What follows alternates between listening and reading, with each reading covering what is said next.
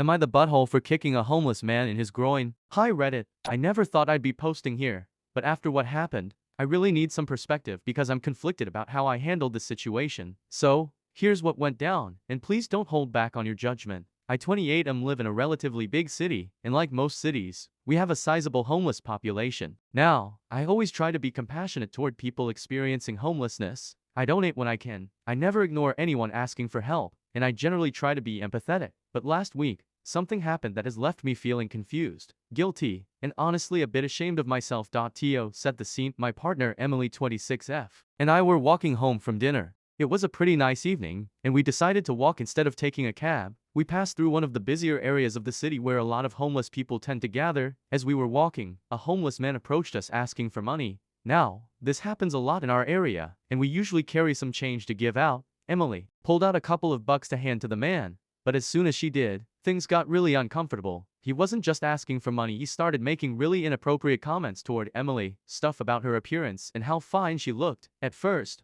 we just tried to ignore it and walk away, but then he started following us, and his comments got even more aggressive. He said things like, "Come on, baby, why don't you leave this guy and come with me? I'll show you a real good time." I was trying to keep my cool, but Emily was clearly freaked out. We kept walking, and this guy just wouldn't stop.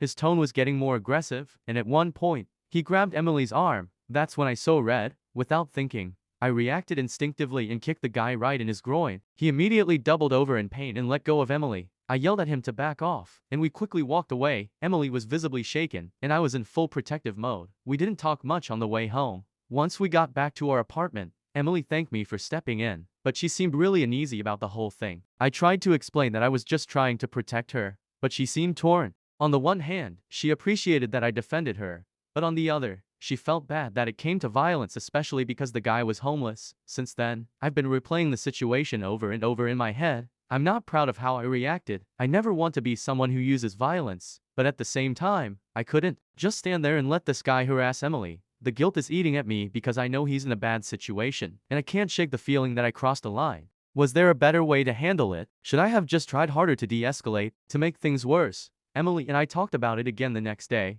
and she admitted that while she appreciated me stepping in, she was uncomfortable with the fact that I resorted to violence so quickly. She doesn't like the idea of hurting anyone, even if they were acting aggressively. Now I feel like I'm in the wrong for not finding another way to handle the situation.